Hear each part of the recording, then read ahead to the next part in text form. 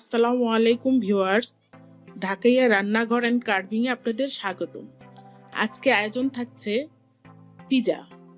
আমার এক ফ্রেন্ডের রিকোয়েস্ট ছিল পিজা বানানোর জন্য। আজকে আমি তার রিকোয়েস্ট রাখলাম। পিজা বানাতে কি কি ইনগ্রেডিয়েন্ট লাগবে এখন আমি দেখিয়ে দিব।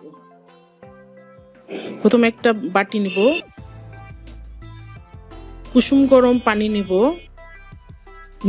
1 চা চামচ ইস্ট, লবণ পরিমাণ মতো, 1 টেবিল চামচ গুঁড়ো দুধ, 1 কাপ ময়দা, 1 টেবিল চামচ ডিম, তেল নিব 1 টেবিল চামচ, চিনি নিব 1 টেবিল চামচ। পিজার ডিশ, সবজিগুলো দেখিয়ে দেব। গাজর নিব, পেঁয়াজ নিব, মাশরুম নিব, ক্যাপসিকাম নিব, কাঁচামরিচ, ধনেপাতা, মুরগির মাংস বুকের অংশটা ছিঁড়ে আমি সিদ্ধ করে নিয়েছি। নিব tomato sauce, mozzarella cheese, tomato slice, oregano নিব, পাপ্রিকা। প্রথমে ময়দা দিয়ে দেব পরিমাণ মতো লবণ, দেব চিনি, গুঁড়ো দুধ, ইস্ট। ভালো করে মেখে এখন দিয়ে দিব তেল, কিছুটা তেল রেখে দিব ডোয়ের সাথে মিলানোর জন্য। দিয়ে দেব ডিম,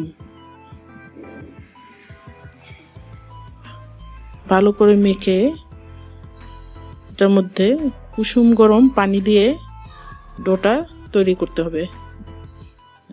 ঠান্ডা পানি দিয়ে করবেন না, তাহলে ডোটা ফুলবে না।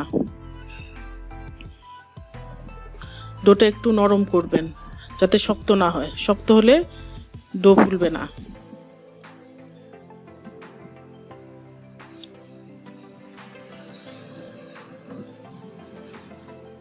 এখন আমি ভালো করে এটার মধ্যে কিছু কিছু তেল নিয়ে ডোয়ের উপর দিয়ে ভালো করে ময়ান দিতে হবে। হ্যাঁ, আমার ডোটা তৈরি হয়ে গেছে। আমি পুরো কিছুটা তেল মেখে এখন আমি র্যাপিং করে একটা গরম জায়গায় রেখে দেব আধা ঘন্টার জন্য। আমি সবজি কিছুটা ফ্রাই করে নিচ্ছি। আপনারা চাইলে কাঁচা দিয়েও পিজা বানাতে পারেন। দিয়ে দিলাম সসেজ। সসেজটা আমি হালকা ভেজে উঠিয়ে রাখবো।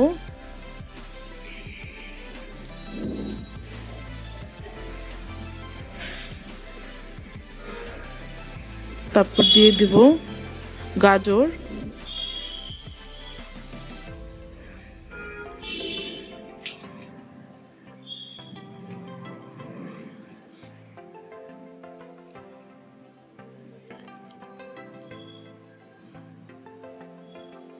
যখন সবজিগুলো ফ্রাই করবেন হালকা 1 চিমটি করে লবণ ছিটা দিয়ে দিলেই হবে।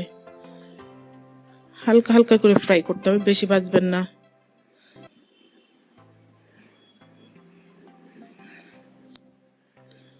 আমি কতটুকু ভাজতেছি সেটা একটু ফলো করবেন।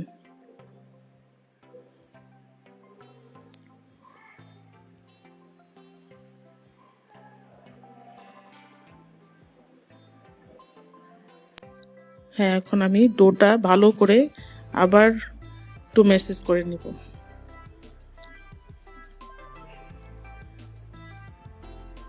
কিভাবে ডোটাকে আমি করলাম দেখেন। হ্যাঁ, আমার ডোটা হয়ে গেছে রেডি। এখন আমি রুটি বেলবো।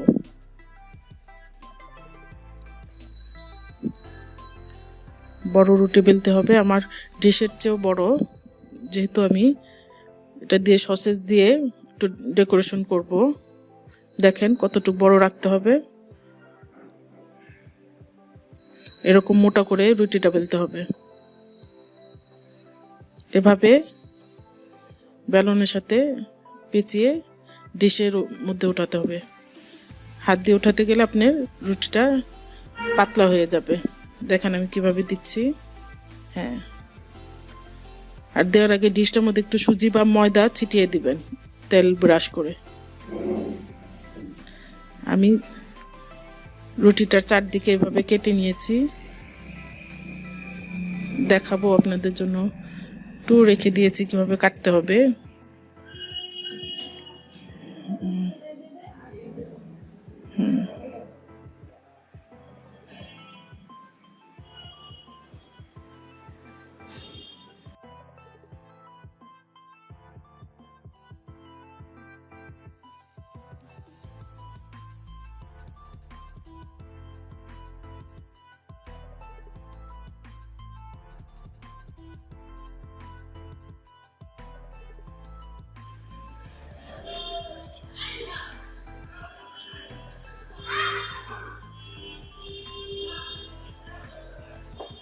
এভাবে কাঁটা চামচ দিয়ে কেচে দিবেন।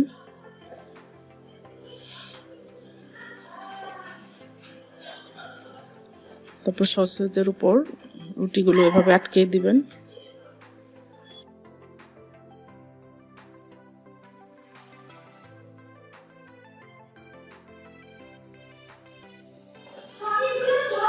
টমেটো দিয়ে ব্রাশ করে দিবেন।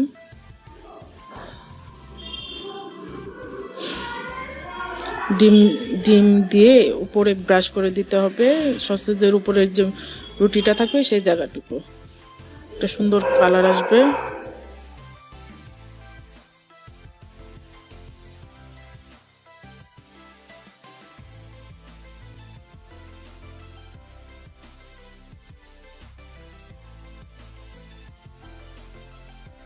মজারেলা চিজটা আমি এভাবে ছিটিয়ে দেব রুটির উপরে।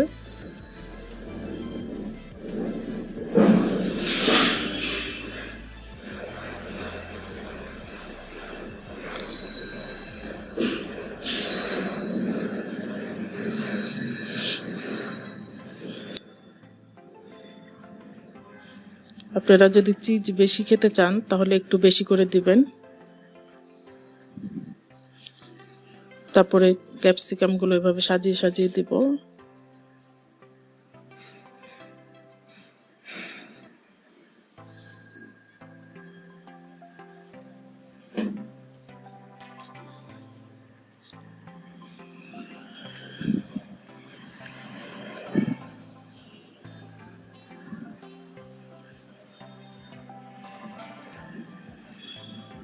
দিয়ে দেব গাজর এভাবে ছিটিয়ে।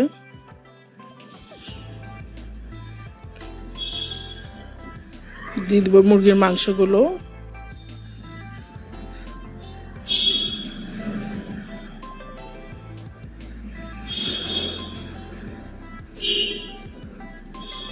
দিয়ে দেব পেঁয়াজ স্লাইস। এখন দিয়ে দেব ধনেপাতা, কাঁচামরিচ।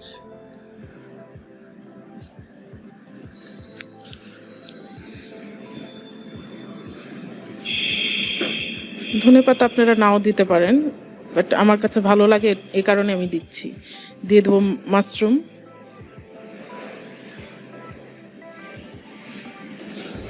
টমেটোগুলো এভাবে সাজিয়ে দিব।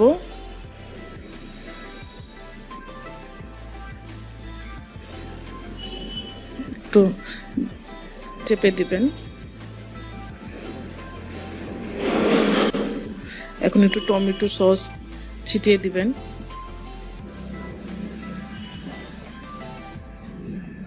অরিগানো ছিটিয়ে দেবেন।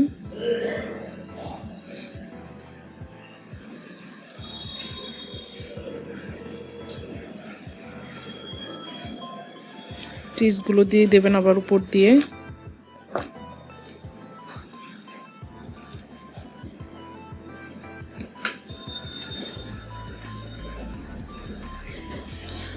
চিজগুলো ডিপেন্ড করে আপনার রুচির উপর।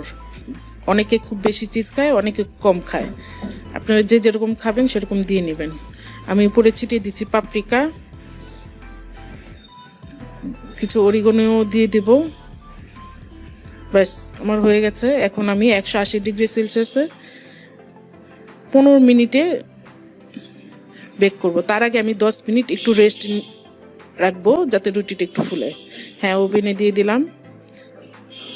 আমার পিৎজা হয়ে গেছে, শেষ। আমার পিৎজা বানিয়ে অবশ্যই খাবেন, এবং আমার পিজাটা যদি আপনাদের কাছে ভালো লেগে থাকে অবশ্যই একটা লাইক করবেন, শেয়ার করবেন এবং সাবস্ক্রাইব করবেন।